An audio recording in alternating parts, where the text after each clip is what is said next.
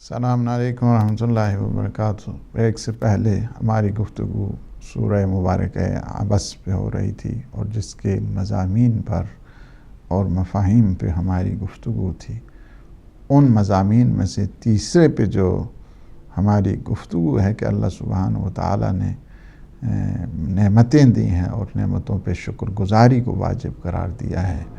انسان کی بدبختی یہی ہے کہ وہ ناشکری کرتا ہے، اور اسے متوجہ کیا ہے کہ فرمایا کہ تم دیکھو اس بات کی طرف من ای شیء خلقہ من نطفۃ خلقہ فقدرہ ثم اماتہ فاقبرہ، اور تمہیں دیکھنا چاہیے کہ تم کس چیز سے خلق ہوئے ہو۔ نطفہ سے تمہاری خلقت ہوئی ہے، پھر اللہ نے تمہیں ایک متوازن انداز کے ساتھ اور پوری عدل اور عدالت کے ساتھ تیری تخلیق فرمائی ہے، اور فرمایا کہ ثم السبیل یسرا ثم اماتہ فاقبرہ۔ پھر کیا ہے کہ اللہ سبحانہ و تعالیٰ نے کہ جو مراحل زندگی ہیں اس کی طرف بھی متوجہ کیا ہے کہ اس نے کیا کیا، تمہارے لیے راستوں کو آسان کر دیا ہے۔ اللہ تمہارے لیے مشکلات نہیں چاہتا ہے، راستوں کو تمہارے لیے اس نے آسان کر دیا، اور پھر تمہاری جو زندگی ہے یہ ادبار یا حوادث زمانہ تم گزرتے گزرتے انسان پھر موت کے آغوش میں آ جاتا ہے۔ کیا ہے؟ فَأَمَاتَهُ فَأَقْبَرَهُ ثُمَّ أَمَاتَهُ فَأَقْبَرَهُ، پھر اس نے تمہیں موت دی، قبر میں اتارا، تم دفنائے گئے ہو، اور کیا ہے؟ ثُمَّ إِذَا شَاءَ أَنشَرَهُ، پھر اس نے کیا کر دیا ہے کہ جب چاہا تمہارا وہ حشر و نشر کرے گا۔ دفنا دیا، حشر و نشر بھی اسی کے ذمہ ہے، ساری قدرت کاملہ اللہ سبحانہ و تعالیٰ کے حضور ہے۔ تو یہاں پہ یہ تیسرا سلسلہ ہے ان مضامین میں سے، اور چوتھا یہ ہے کہ اس نعمتوں کی طرف کہ اللہ سبحانہ و تعالیٰ نے کیا کیا نعمتیں انسانوں کو دی ہیں، کیا کیا نعمتیں اللہ نے حیوانات کو دی ہیں۔ حیوانات کی غذا کے سلسلے میں بات کی کر دی، انسان کے احساس شکر گزاری کو متوجہ کرنے کے لیے، بڑھانے کے لیے، افزوں کرنے کے لیے، تاکہ یہ منزل شکر گزاری پہ آ جائے، تو پھر ان نعمتوں کی طرف بھی متوجہ کیا ہے کہ فَلْيَنْظُرِ الْإِنسَانُ إِلَىٰ طَعَامِهِ، پھر انسان کو اپنے طعام کی طرف دیکھنا چاہیے، اپنا جو فوڈ ہے اسے دیکھنا چاہیے، اپنے کھانا ہے اس کی طرف اسے متوجہ ہونا چاہیے، اپنے کھانے کی طرف تو نگاہ کر لے، اور اس کے بعد فرمایا کہ اَنَّا صَبَبْنَا الْمَاءَ صَبًّا ثُمَّ شَقَقْنَا الْأَرْضَ شَقًّا فَأَنبَتْنَا فِيهَا حَبًّا وَعِنَبًا وَقَضْبًا، یعنی یہ ساری اللہ سبحانہ و تعالیٰ نے انسان کو متوجہ کرنے کے لیے، تاکہ اس کی نگاہ آفاقی بن جائے، اللہ کی طرف آ جائے۔ پھر کیا کیا اللہ نے؟ انسان جب کھانے پہ دیکھتا ہے کہ اللہ نے اسے پیدا کیا کس انداز کے ساتھ کہ پانی آسمان سے برسایا ہے تو اس نے برسایا ہے، پھر زمین کو شگافتہ کیا ہے تو اس نے کیا ہے، پھر ہم نے اس دانے کو پیدا کیا، اس سے آپ دیکھیں کہ بالیاں نکلیں، خوشے بنے، اس میں دانے اگے، اور یہ نظام جو ہے وہ آگے بڑھا۔ پھر کئی ہیں یہ جو درخت ہیں، یہ مختلف قسم کے پودے ہیں، یہ مختلف قسم کے اللہ سبحانہ و تعالیٰ نے یہ جو ایک سلسلہ، یہ بیل، یہ بوٹے، یہ ترکاریاں، اور یہ انگور اور زیتون اور کھجور، اور یہ گھنے گھنے جو باغ ہیں، یہ ہم نے تمہارے لیے لگائے ہیں، یہ ساری کی ساری انسان کو اس بات کی طرف بیدار کرنے کے لیے اللہ سبحانہ و تعالیٰ نے متوجہ کر دیا ہے، اور پھر میوے بنائے، اور اسی طرح پھر چارہ کے جو حیوان کھاتے ہیں ان کی غذا کو بھی یہاں پہ اللہ سبحانہ و تعالیٰ نے متوجہ کیا ہے، بتا دیا ہے کہ یہ تمہارے لیے ہے اور تمہارے جانوروں کے لیے سرمایہ حیات ہے۔ یہ ساری چیزیں کہ ہم نے جو بنائی ہیں، آسمان سے پانی کو برسایا، زمین کو آمادہ کیا کہ تاکہ وہ قبول کرے ان دانوں کو، اس کے بعد اللہ سبحانہ و تعالیٰ نے یہ مختلف انداز کے ساتھ جو نعمتیں ہیں تمہیں عطا کی ہیں۔ یہ یہاں پہ چوتھا جو مضمون ہے، اور پانچویں منزل جو آتی ہے اور وہ بھی بڑی اہم منزل ہے کہ جو مسئلہ معاد کی طرف، قیامت کے جو حادثات ہیں، قیامت کے حوادث ہیں، اس طرف انسان کو، تاکہ انسان کیا ہو جائے، آ جائے کہ وہ حالات اس قسم کے ہیں کہ جو انسان جب سنتا ہے تو اس کے رونگٹے کھڑے ہو جاتے ہیں، لرز بر اندام ہو جاتا ہے۔ اس دن کے اور مومنین کے حالات کو بھی بتایا، اور منافقین اور کافرین کے سلسلے میں بھی بتایا ہے کہ اس دن دیکھیں حالات کیا ہوں گے۔ یوم یفر المرء من اخیہ و امہ و ابیہ و صاحبتہ و بنیہ۔ اس دن کو آپ دیکھو تو کیا ہے کہ لوگ کیا ہیں، بھائی بھائی سے بھاگے گا، ماں بیٹے سے بھاگے گی، شوہر اسی طرح بیوی، ہر ایک مبتلا نظر آئے گا، ہر ایک کو اپنے حساب کی فکر پڑی ہوگی۔ اس دن کے سلسلے میں تمہیں اچھے انداز کے ساتھ جانا ہے، اور یہ سوچ کر جانا ہے کہ کل مجھے قیامت کے دن اللہ سبحانہ و تعالیٰ کے حضور پیش ہونا ہے۔ ہر ایک کو اپنے کیے کا بدلہ ملے گا۔ کچھ لوگ ہوں گے کہ جن کے چہرے بڑے حشاش اور بشاش ہوں گے، وہ مومنین ہوں گے، اور کچھ لوگ ایسے ہوں گے کہ جن کے چہرے کہاں بلکہ غبار آلود ہوں گے، غبار زدہ ہوں گے، اور ان پر ذلت اور رسوائی چھائی ہوگی۔ یہ تکفیری لوگ ہیں، ان کے چہرے اس وقت کیا ہیں، اس طرح مرجھائے ہوئے رسوائی کی عالم میں غبار آلود ہوں گے کہ جنہوں نے دشمنی اہل بیت کی ہے۔ مومنین کے ساتھ دشمنی حقیقت میں اہل بیت کے ساتھ دشمنی ہے۔ یہ لوگ جو دشمن اہل بیت ہیں، وہ یہی جو تکفیری گروہ کا تعلق کوئی سنی سے نہیں ہے کہ مت سمجھے کہ یہ کچھ سنی لوگ، نہیں، یہ سنی نہیں ہے۔ یہ تکفیری ایک نیا گروہ ہے کہ جو اہل سنت کے بھی دشمن ہے، شیعوں کا بھی دشمن ہے، ہر مسلمان کا دشمن ہے۔ یہ بنائی اسی لیے گئے ہیں تاکہ اسلام کا جو مقدس چہرہ ہے اس پہ اسلام کو بدنام کرنے کے لیے انہوں نے یہ حربے استعمال کی، اور ان حربوں میں سے ایک تکفیری گروہ ہے۔ یہ اس وقت کیا ہوں گے، یہ لوگ غبار آلود چہروں کے ساتھ اس ٹائم ہوں گے۔ کیا ہے، وجوہ یومئذ علیہا غبرہ ترہقھا قترہ۔ ان پر ذلت اور رسوائی، اور ان پہ وہ ملامت ہوگی اس دن کہ ان کے چہروں سے بالکل خبر ہو جائے گی۔ اور یہ لوگ کیا ہیں کہ یہ بالکل فاجر قسم کے لوگ ہیں، کفرت الفاجرہ، یہ کفران کرنے والے اور فسق اور فجور کرنے والے لوگ ہیں۔ مت سمجھیں کہ یہ تکفیری کہ اس وقت بھی ان کے مختلف قسم کے جو مسائل چل رہے ہیں، اب میں قرآن کے اس پروگرام میں نہیں، لیکن قرآن کی اس سلسلے میں دیکھیے کہ یہاں پہ اس کے جو یہاں پہ فضائل ہیں اس سورہ کے، اور جو مناقب ہیں اس سورہ کے، اس طرف ہم انشاءاللہ العزیز جو ہے نا وہ جاتے ہیں کہ یہ وجہ تسمیہ میں نے عرض کر دیا ہے کہ اس سورہ کی جو نامگزاری ہے، وجہ ہے، وہ کیا ہے۔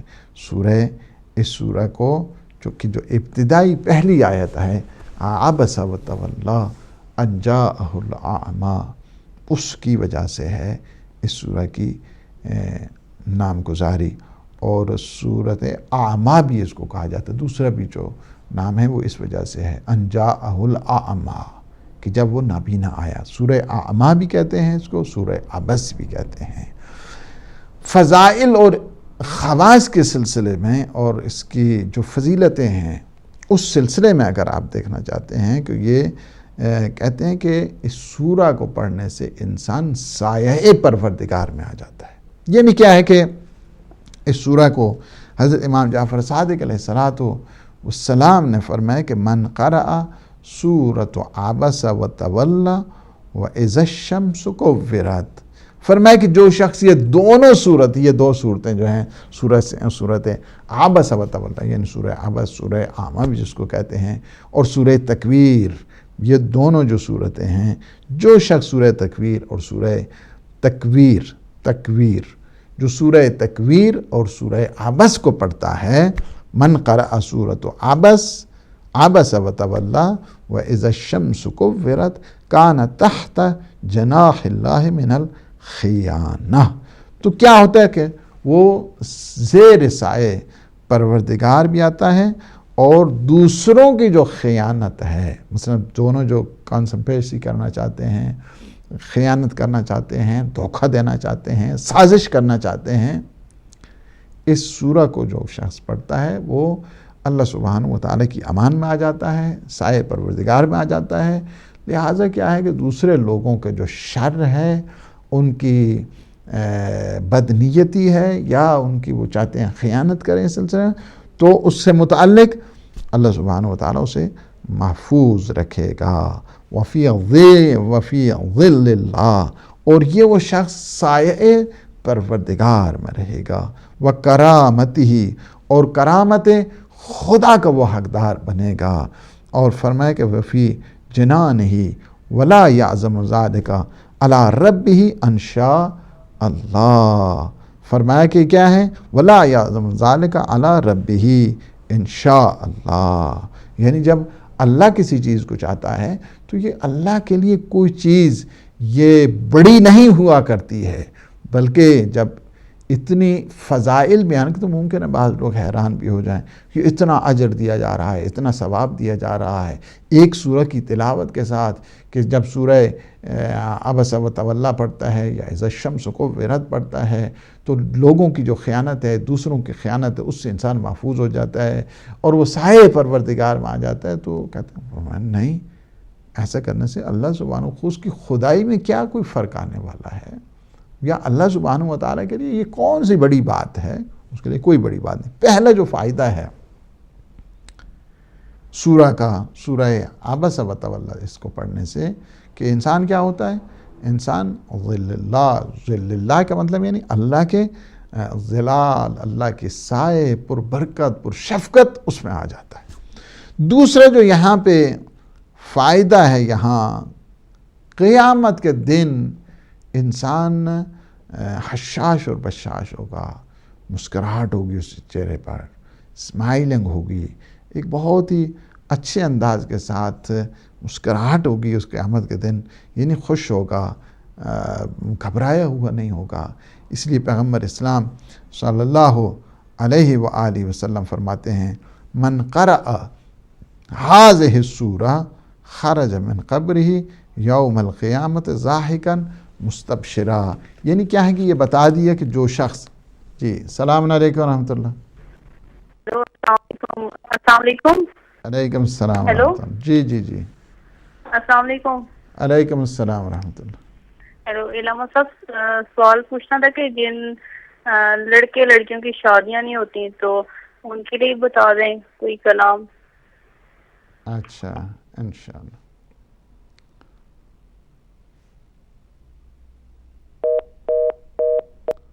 چلیں کوئی بات نہیں، انشاءاللہ دوبارہ بھی آ سکتے ہیں، کوئی بات نہیں۔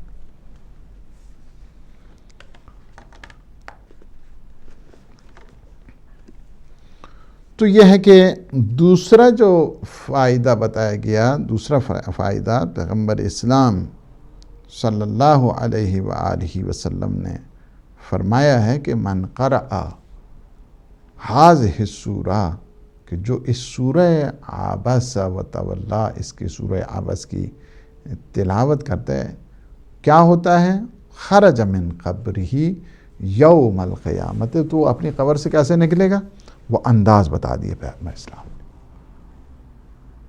ضاحکا مستبشرا، وہ اپنے قبر سے ہنستے مسکراتے اور خوش باش صورت میں اپنی قبر سے باہر آئے گا۔ یہ دوسری اس کی خوبی ہے سورہ عبس و تولی کو جو پڑھتا ہے۔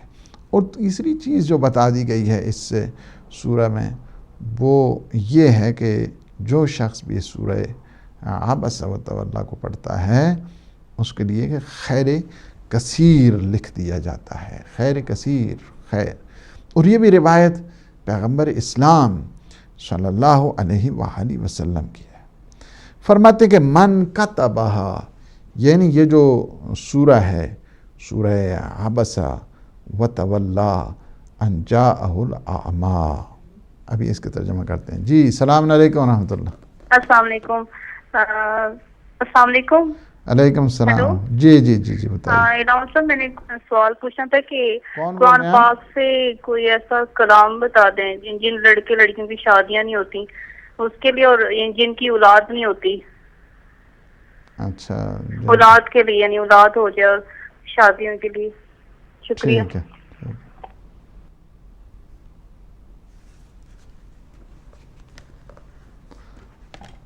تو یہ ہے کہ تیسرا جو فائدہ ہے اس سورہ مبارکہ کے تلاوت کرنے کا، فرمایا کہ جو شخص اس سورہ کو ہرن کی جو کھال ہے اس پر لکھ کر اپنے پاس رکھے تو کیا ہے کہ لم یر الا خیرن اینما توجہ، فرمایا کہ جہاں پہ بھی وہ رہے گا، جہاں پہ بھی وہ جائے گا، بھلائی ہی بھلائی دیکھے گا.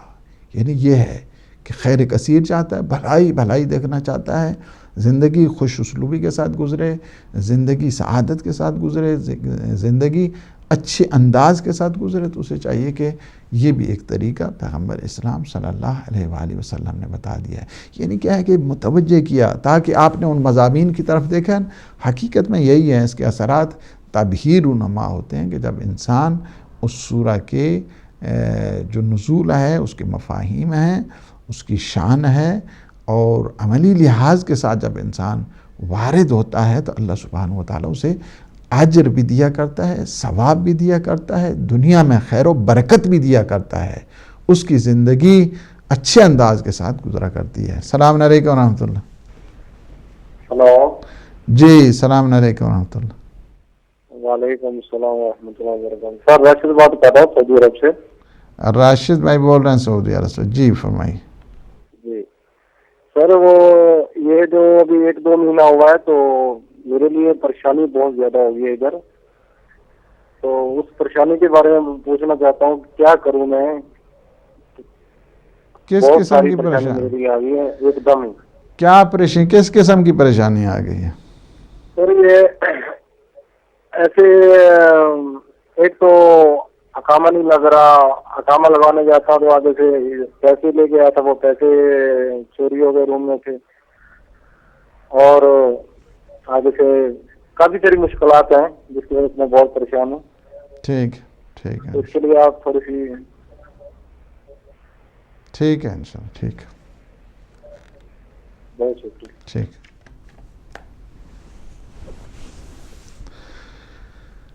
تو آپ نے پہلی چیز دیکھی اس سورہ مبارکہ کے پڑھنے سے اللہ سبحانہ وتعالیٰ کے سائے میں آ جاتا ہے.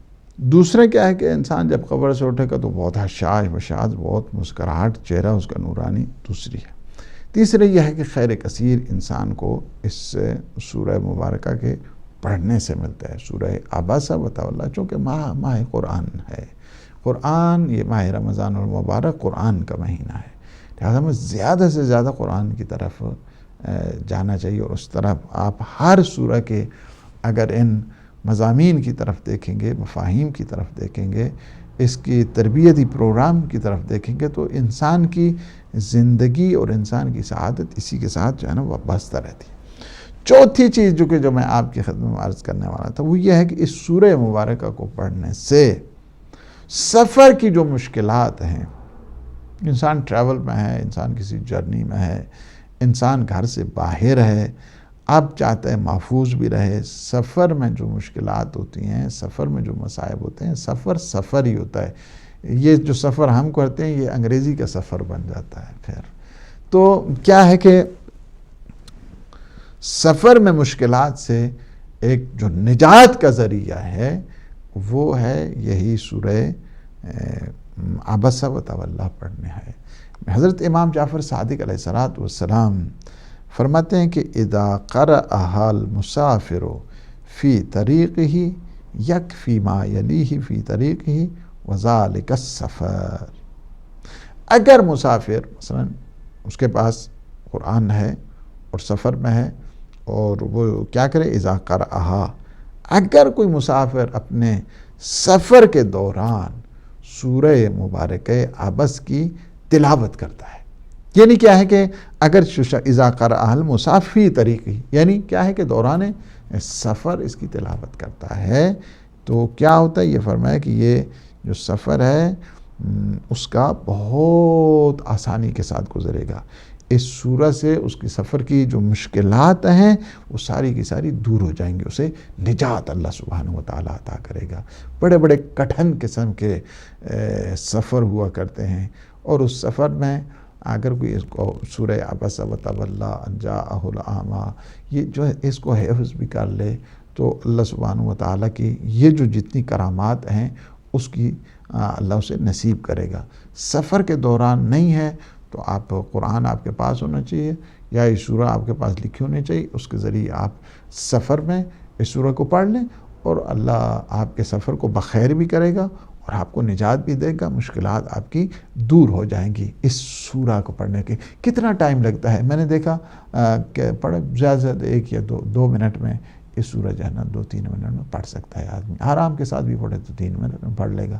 تو یہ جو ہے چھوٹا سا جو عمل ہے، لیکن اس کے لیے آپ کو یہ اتنا عظیم جو ہے وہ ثواب ملتا ہے.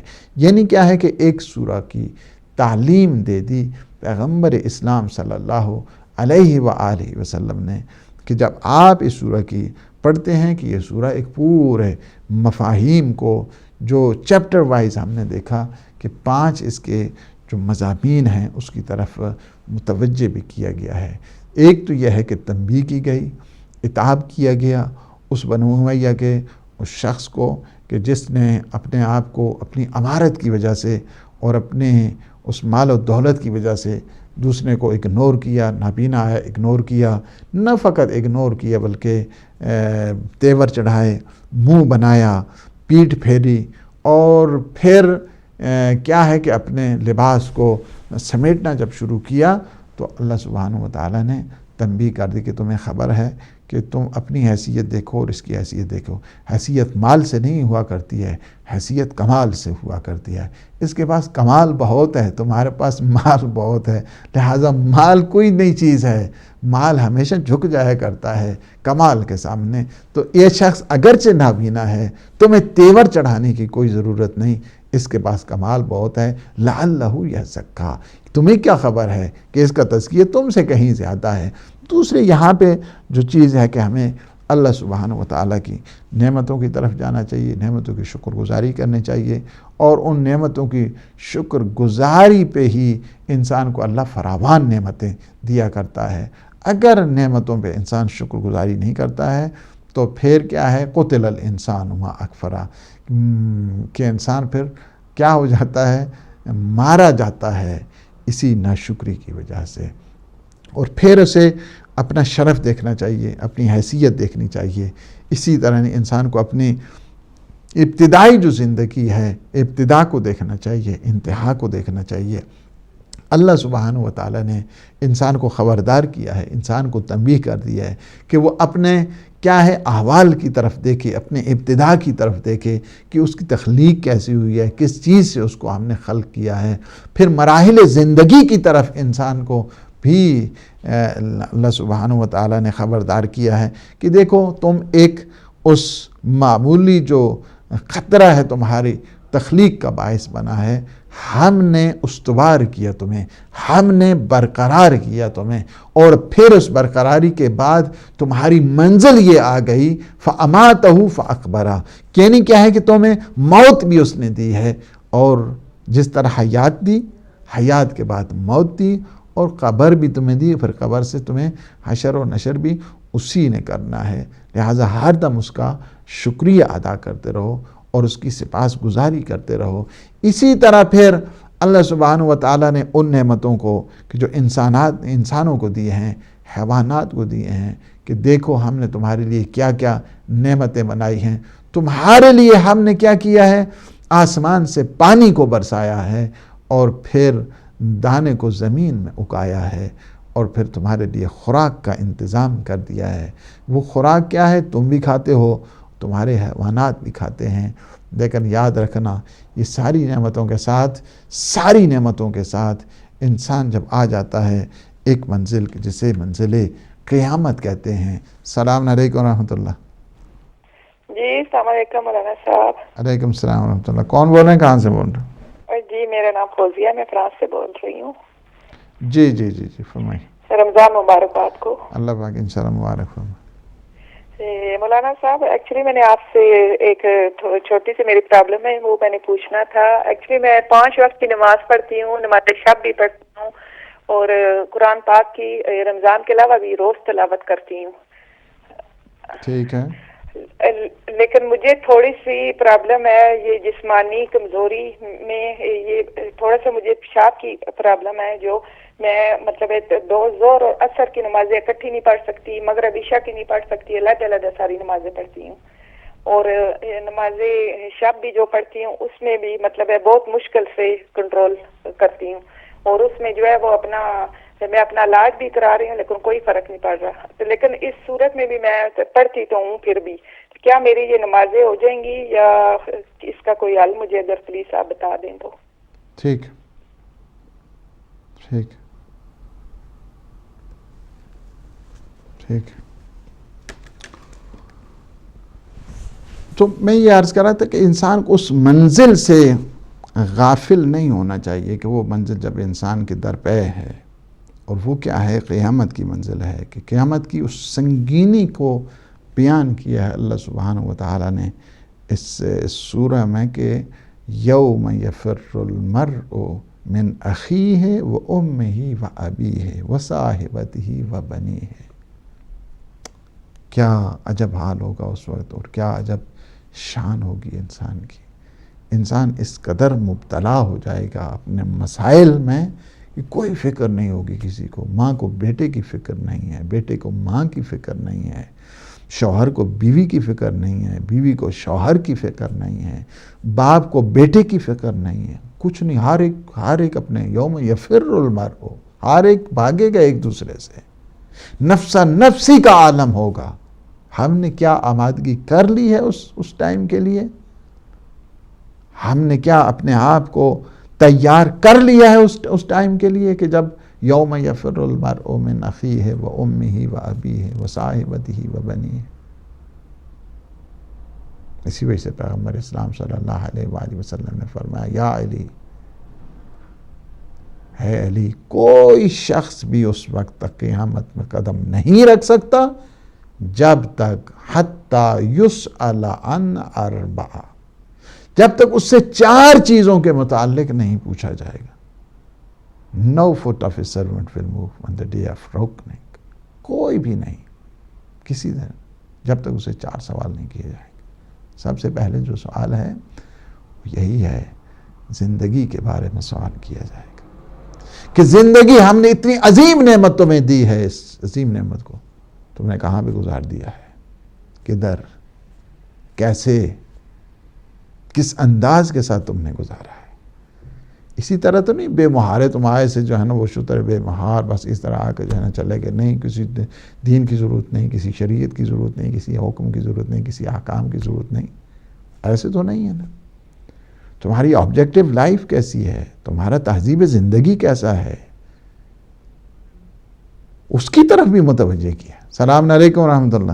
وعلیکم السلام قبلہ محترم. وعلیکم السلام ورحمۃ اللہ. ہاں محترم, نواز شریف کیسے ہیں آپ؟ الحمدللہ الحمدللہ, شکر. محترم میرا سوال آپ سے یہ ہے, جو آپ کی گفتگو آپ فرما رہے ہیں یہ واقعی ایک سوچنے کی بات ہے, اور دل میں واقعی یہ ایک غم اور دکھ اور درد پیدا کر دیتی ہے یہ چیز کہ کسی کے لیے جو آئیں آئیں وہ چسپاں کر دیں اس کائنات کے سردار پہ جن کے خاطر 2 جہاں بنے ہیں.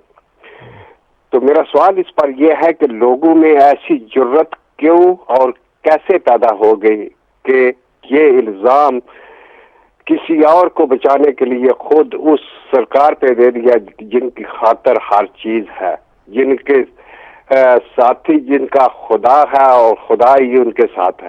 اور دوسرا میرا سوال ایک یہ ہے, یہ فقہی مسئلے سے ہے یہ کہ اگر آپ نماز میں پڑھنے سے رکعتیں بھول جائیں تو جب سجدہ سہو کرتے ہیں, سجدہ سہو کے بعد تشہد کو پھر پورا پڑھنا ہے تو اور ایک بار سلام پڑھنا ہے, یا تشہد کو ساکت کر دینا ہے, صرف ایک بار سلام پڑھنا ہے؟ ٹھیک, میں سمجھا نہیں سکا, میں پھر بولتا ہوں کہ اگر سجدہ سہو کرتے ہیں آپ, 2 سجدے ہیں اس میں, 2 سجدوں کے بعد جب ہم بیٹھتے ہیں تو تشہد کو پھر دوبارہ پڑھنا پڑے گا یا تشہد کو چھوڑ دینا پڑے گا اور صرف ایک بار سلام ہی آخر والا جو ہے وہ پڑھنا پڑے گا؟ ٹھیک، ابھی سمجھ آئے گی آپ کو؟ جی بالکل سمجھ بالکل.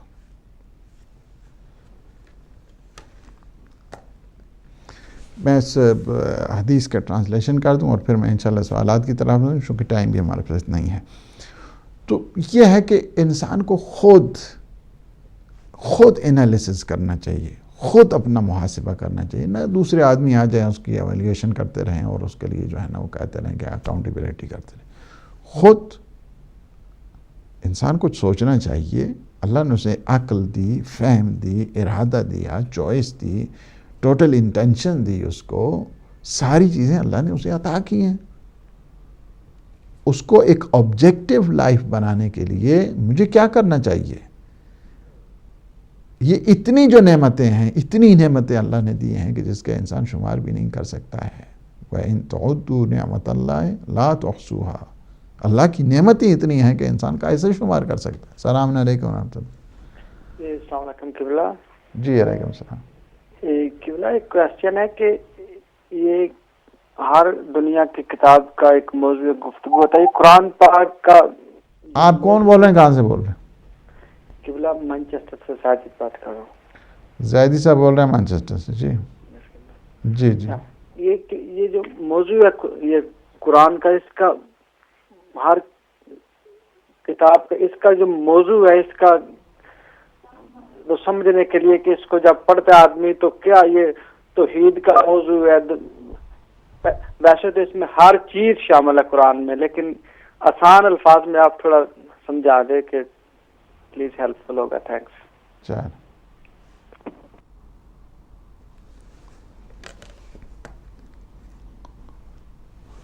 تو اکاؤنٹیبلٹی دیکھنی ہے ہم نے، خود اپنی اکاؤنٹیبلٹی. اسی لیے فرمایا کہ وَلَيْسَ مِنَّا، وہ ہمارا شیعہ نہیں ہے. امام موسیٰ کاظم علیہ السلام کا فرمانا ہے کہ وہ ہمارا شیعہ نہیں ہے کہ جو ہر روز اپنی اکاؤنٹیبلٹی نہیں کرتا. اگر کسی کے ہر دن برابر ہو گئے یا جو اس نے کیا کمایا ہر روز، پہلا دن، دوسرا دن، تیسرا دن سارے جو ہے نا برابر جا رہے ہیں تو وہ کوئی اتنا فائدے میں نہیں ہے.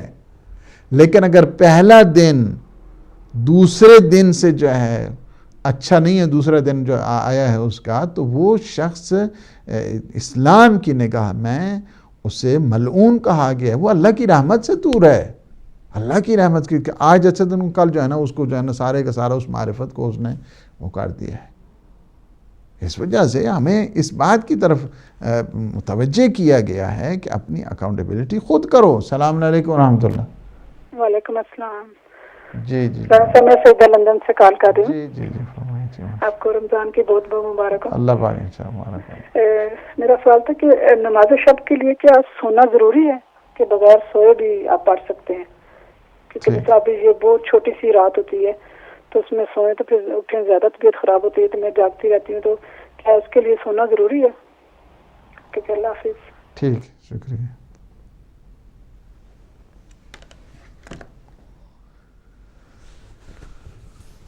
تو یہ ہے کہ دوسری چیز جو بتائی ہے وہ یہ ہے کہ تمہارے شباب کے متعلق تم سے پوچھا جائے گا کہ تمہیں ہم نے زندگی دی، شباب دیا، جوانی دی، تم نے جوانی کو کیسے گزارا ہے.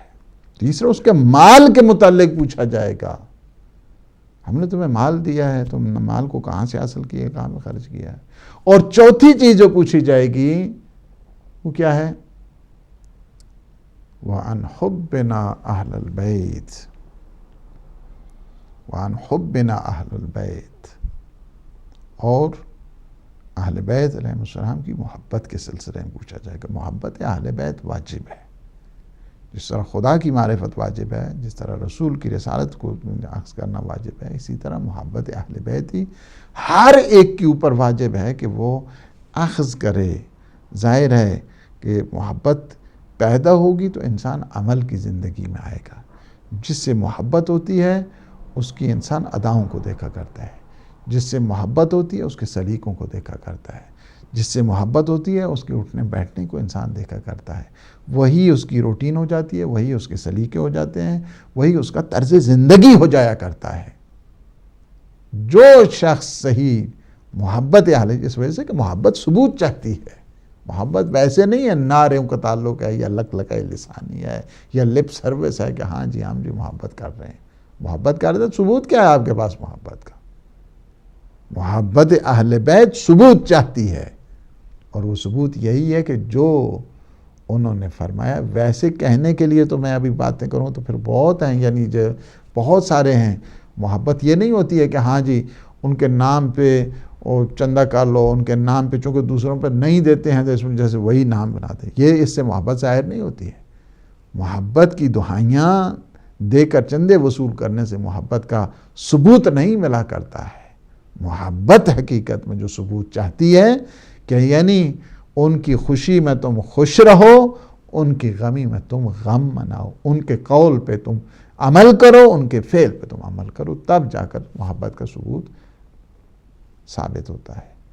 آگے اب کویسچن کی طرف، اور کویسچن ہمارے سسٹر نے کیا ہے کہ بچیوں کو جو شادیوں کے اس وقت جو ہے نا مسائل ہیں، اس سلسلے میں ہمیں کیا کرنا چاہیے۔ اس میں سورہ اعراف کو پڑھیں، اور سورہ اعراف سے جو ہے نا وہ کافی اس میں تبدیلی آتی ہے الحمدللہ بچیوں کی جو شادیوں کے سلسلے میں ہیں، اور اس میں جلدی بھی ہوتی ہے۔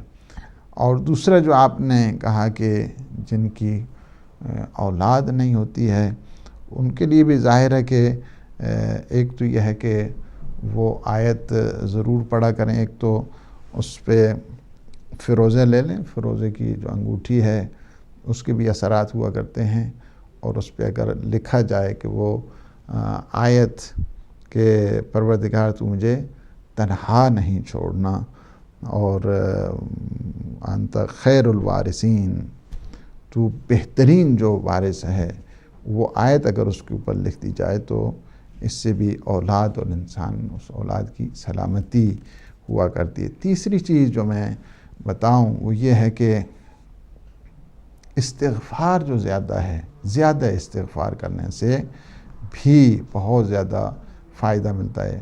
استغفر اللہ ربی و اتوب الیہ، اگر ہر روز ایک انسان 400-500 دفعہ استغفار کرے، آپ یہ دیکھیں کہ سارے زمانوں کے جو سردار ہیں، جو رحمت للعالمین ہیں، روایات میں یہ ہے کہ غروب ہونے سے پہلے اس کے بڑے اثرات ہیں۔ یہ جو میں ابھی عمل بتا رہا ہوں اس کی بہت زیادہ اثرات ہیں۔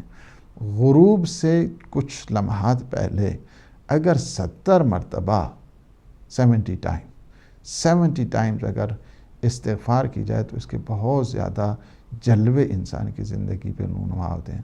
حتیٰ کہ یہاں تک کہا جاتا ہے کہ حضرت آیت اللہ العظمیٰ علامہ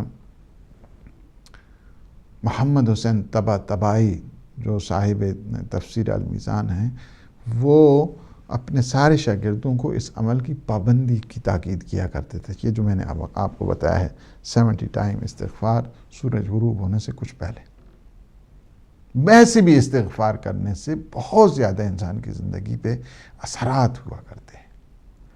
انسان کی صحت ٹھیک رہتی ہے استغفار کرنے سے، انسان کے رزق و روزی ٹھیک رہتا ہے استغفار کرنے سے، اور جو بے اولاد ہیں ان کے لیے اولاد کا بھی سلسلہ فراہم ہو جاتا ہے۔ کہتے ہیں نا ایک دفعہ ایک شخص آیا امام حسن مجتبیٰ علیہ السلام کے پاس، اور یہی شکایت کی کہ مولا دعا کریں، دعا کریں، کوئی اولاد نہیں ہو رہی ہے، بچے نہیں ہو رہے ہیں، اولاد کے لیے دعا کریں۔ ظاہر مشکل کشا کے بیٹے ہیں، اور فوراً مشکل کشائی کر دی اور فرمایا کہ تم اس طرح کر رکھو، ہر روز جو ہے نا وہ 500-600 مرتبہ تم استغفار کیا کرو۔ وہ استغفار کی، پہلے سال بچہ، دوسرے سال بچہ، تیسرے سال جو ہے نا وہ اب ماشاءاللہ وہاں پہ یہ فیملی پلاننگ اس ٹائم نہیں تھی، یہ جو اب آج کل جو سلسلہ ہے، تاکہ ایک یہ بھی سلسلہ ہے تاکہ مسلمانوں کی جو جنریشن ہے اس کو ختم کرنے کے لیے ایک جو نیا سلسلہ ہے اس کو شروع کر دیا جائے، ورنہ یہ کوئی دینی پلان نہیں ہے، اور نہ ہی کوئی رزق کی وجہ سے ہے کہ ہاں جی اس سے کوئی رزق میں کمی آنے والی ہے. ہر بچہ جو پیدا ہوتا ہے وہ اپنا رزق خود لے کر آتا ہے. یہ تو طاغوت ہے، انہوں نے اس قدر یلغار کی ہوئی ہے، مال کے اوپر سانپ بنے ہوئے ہیں، جس کی وجہ سے آج کل مسائل پیدا ہو رہے ہیں. ورنہ ایسا نہیں ہے. اللہ نے رزق کی تقسیم ترسیل اس قدر کی ہے، ترسیل بہت زیادہ ہے. تقسیم کا جب مسئلہ آتا ہے تو چونکہ طاغوتوں نے اس قدر ڈیرا لگایا ہوا ہے ساری جتنے بھی یہ وسائل ہیں، ریسورسز ہیں، جس کی وجہ سے پرابلم بن رہے ہیں. ورنہ اللہ کی جو ترسیل ہے اس میں کسی قسم کی کوئی کمی نہیں ہے. تو 10 بچے ہو گئے. ایک دفعہ معاویہ نے پوچھا کہ تمہارے ہاں تو بچہ ہی نہیں ہوتا تھا، تو یہ بچے کہاں سے آ گئے؟ تو انہوں نے کہا کہ یہ صدقہ ہے امام حسن مجتبیٰ کا. کہا کہ انہوں نے کیا کیا، دوائی دی ہے؟ انہوں نے کہا ہاں. انہوں نے مجھے کہا کہ آپ 500-600 مرتبہ ہر روز استغفار پڑھا کریں. تو کہا کہ ذرا پوچھ کے آؤ کہ استغفار کا اور بچوں سے کیا ربط ہے. تو فوراً آیا کہ مولا معاویہ نے یہ پوچھا ہے، آپ اس سلسلے میں مشکل کشا ہے. فرمایا کہ یہ تو حکم قرآن ہے. سورہ نوح پڑھیں، استغفروا ربکم انہ کان غفارا. تم اپنے رب کی استغفار کیا کرو، وہ بہت زیادہ بخشنے والا ہے. تمہیں مال دے گا، تمہیں اولاد دے گا، تمہیں جنات دے گا، تمہیں انہار، یہ ساری چیزیں جو ہیں تمہیں گلستان آباد ہو جائیں گے، آبادیاں آباد ہو جائیں گی، کھیتیاں آباد ہو جائیں گی، تمہیں اللہ فصلیں دے گا، یہ سارے کے سارے گلستان آباد ہو جائیں گے، تمہیں مال دے گا، اولاد دے گا. یہ حکم قرآن ہے. استغفار سے جو ہے نا وہ بہت زیادہ. اور میں نے اپنے بعض جو یہاں پہ برادران تھے ان کو بھی یہ عمل دیا استغفار کا، تو اس سے ان کے ہاں یہ بھی ماشاءاللہ کافی بچے ہیں ابھی ٹھیک ہیں. راشد بھائی نے فون کیا ہے، ان کو مشکلات ہیں، ان کو بھی چاہیے کہ یہ جو استغفار کا ورد ہے پریشانیاں دور ہوتی ہیں اس سے. ایک اس استغفار کے ورد میں یہ خوبی چھپی ہوئی ہے، اور یہ پیغمبر اسلام صلی اللہ علیہ وآلہ وسلم کا جو ہے وہ طریقہ ہے. پریشانی آدمی آتا ہے، ایک ہی نسخہ دے رہے ہیں سب کو، ایک ہی نسخہ دے رہے ہیں. میں نے کہا مجھ کو بیماریاں ہیں جی، فرمایا استغفار کیا کرو. مال نہیں ہے، فرمایا استغفار کیا کرو. اولاد نہیں ہے، فرمایا تم استغفار کیا کرو. یعنی اس قسم کی پرسکرپشن ہے کہ جو سب مریضوں کو دی جا سکتی ہے، اور وہ کیا ہے؟ استغفار. ہماری سسٹر فوزیہ نے فرانس سے فون کیا ہے. ان کا نمازیں تو ساری ماشاءاللہ جو پڑھ رہی ہیں، لیکن ایک پرابلم جو ان کا ہے وہ اگر کنٹرول نہ کیا جائے، مثلا بعض کو یہ بیماری ہوتی ہے، اور یہ ہمارے ہاں شرعی مسئلہ بھی ہے کہ مثلا کوئی آدمی اپنے یورین پہ یا پیشاب پہ کنٹرول نہیں کر سکتا ہے کسی وجہ سے، مثانہ ظاہر ہے مثانہ کمزور ہو جاتا ہے، تو پھر یہ مسئلے بن جاتے ہیں.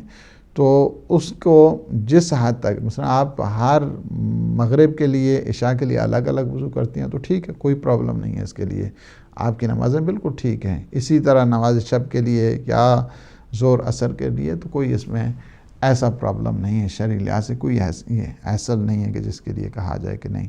آپ کی نمازیں بھی ٹھیک ہیں، تلاوت قرآن بھی ٹھیک ہے، نماز شب بھی آپ کی ماشاءاللہ جو ہے نا وہ ٹھیک ہے. اس میں کوئی کسی قسم کا مسئلہ نہیں ہے. اللہ پاک انشاءاللہ آپ کو شفا دے. علی جان شاہ صاحب نے فون کیا اور کہا کہ یہ جو آیت میں نے بتایا ہے کہ یعنی اس ایک آدمی کو بچانے کے لیے انہوں نے سارے الزام پیغمبر اسلام پہ لگا دیے. نعوذ باللہ من ذالک. یعنی کیا ہے؟ تو اس بدبخت کا نام لے تو ٹھیک ہے، اس نے کیا ہے، کیا ہو گیا؟ یعنی کوئی ایسا پرابلم تو نہیں تھا. کہہ دیتے کہ فلاں آدمی سے، کوئی بات نہیں، ایک آدمی سے ہو گیا. میں نے بھی کہہ دیا کہ بنو امیہ کا آدمی ہے، اس سے جو ہے نا یہ ہوا ہے، اور تنبیہ آئی تو انشاءاللہ بعد میں شاید ٹھیک ہو گئے ہوں گے. تو لیکن یہ جو شان نزول ہے، شان نزول کا مطلب یہ ہے کہ جو حقائق ہے اس کو بتایا جائے، نہ یہ ہے کہ ہر جتنی ردی چیز ہو جہاں پھینک دی جائے. ایسا نہیں ہے. یہ کوئی محبت کے اس دلائل میں سے نہیں ہے، بلکہ بغض کی وجوہات میں سے ایک وجہ ہے جس کی وجہ سے انہوں نے یہ کام کیا. آپ نے کہا کیوں کی؟ اس کی وجہ یہ ہے کہ اپنے بغض کا انہوں نے اظہار کیا، اور سرکار دو عالم پہ انہوں نے یہ تہمت لگا دی، الزام لگا دیا کہ ہاں جی پیغمبر اسلام نے جو ہے نا اس سے وہ تھوڑی سی نفرت کا، بیزاری کا اظہار کیا. استغفر اللہ ربی و اتوب الیہ. جن کی عصمت کی گواہی اللہ سبحانہ و تعالیٰ دے، جن کے خلق عظیم، حتیٰ کہ روایات میں یہ ہے کہ پیغمبر اسلام کیا کرتے تھے کہ جو سامنے بیٹھے ہوتے تھے ان کی طرف برابر کی نگاہیں کرتے تھے، حتیٰ نگاہوں میں بھی فرق نہیں آیا کرتا تھا حضور کے. تو یہ کس قسم کی باتیں ہیں. دوسرا آپ نے تشہد میں آپ نے جو ہے جب سجدہ سہو کرنا ہے تو سجدہ سہو کے تشہد کے بعد ایک ہی سلام پڑھنا وہ واجب ہے تو کافی ہے. سجدہ آپ نے سجدہ ایک نہیں ہے، سجدے دو ہیں. اور سجدے کے بعد جہاں جو کیا ہے کہ آپ نے تشہد پڑھنا ہے، اس میں جب آپ نے کر لیا سجدہ سہو کہ بسم اللہ و باللہ اللہم صلی علی محمد و آل محمد، اس کے بعد جو ہے نا وہ سجدے کے بعد پھر آپ نے تشہد پڑھنا ہے اور اس کے بعد ایک سلام جو ہے نا کافی ہے. سلام ایک ہی ویسے بھی واجب ہے، لیکن واجب نہیں ہے. زیدی صاحب نے مانچسٹر سے دیکھیں قرآن کا جو موضوع ہے، قرآن کا موضوع ہدایت ہے. ہدایت کے لیے قرآن آیا ہے. قرآن آپ جو بھی موضوع لے لیں قرآن کا وہ ہدایت کے سلسلے میں ہے. ٹوٹل قرآن کا اگر کوئی ایک لفظوں میں، یہ میرے جملے نہیں تھے، یہ جملے ہیں اصل میں آیت اللہ العظمیٰ مرحوم محمد حسین طباطبائی، انہوں نے بڑا اچھا جملہ کہا. اور مجھے یاد ہے کہ جب میں دوسرے ٹی وی پہ پروگرام کر رہا تھا تو ان کے اس جملے سے میں انہوں نے کہا کہ اگر خلاصہ کر دیا جائے قرآن کے اس مضامین کا تو یہی کہا جا سکتا ہے کہ قرآن کیا ہے، ہدایت ہے. ہدایت کا ٹوٹل جو ہے نا وہ پیغام ہے. ہماری سیدہ نے لندن سے فون کیا ہے کہ نماز شب کے لیے سونا نہیں، سونے سے سونا نہیں ملتا ہے. یہ بات جو ہے نا وہ اہم ہے اور بڑی ضروری ہے کہ جس طرح کہا گیا کہ من طلب المعالی سحر اللیالی، کہ جسے زندگی میں بزرگی چاہیے، تعالی چاہیے، جو چاہتا ہے کہ زندگی میں کچھ حاصل کرے، زندگی کو بنانا چاہتا ہے ایک آبجیکٹیو لائف کی طرف، ایک آئیڈیل لائف کی طرف، اور ایک بڑا انسان بننا چاہتا ہے، اور انسان ایک کبیر صحیح معنوں میں جو بننا چاہتا ہے، اسے چاہیے کہ من طلب المعالی سحر اللیالی، اسے شب کو جو ہے نا وہ یہ جو سحر ہے اس میں جاگنا چاہیے. نماز شب کے لیے سونے کی کوئی شرط نہیں ہے. جب ٹائم ہو جائے، نصف شب ہو جائے، آپ اس ٹائم نماز شب کو ادا کر سکتے ہیں.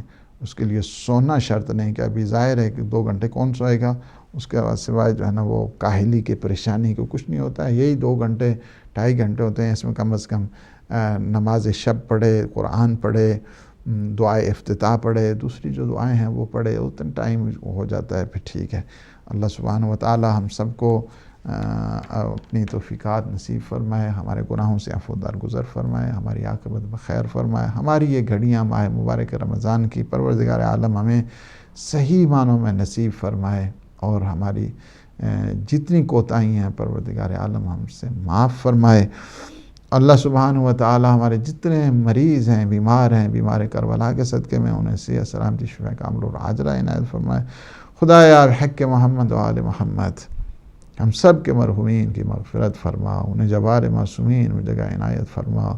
خدایا بحق محمد و آل محمد عالم اسلام کو سر بلند فرما، عالم طاغوت کو نابود فرما. پروردگار یوسف زہرا امام زمان قطب عالم امکان کے ظہور پر نور میں تعجیل فرما. اللہم عجل لولیک الفرج. اللہم صلی علی محمد و آل محمد. السلام علیکم ورحمۃ اللہ وبرکاتہ.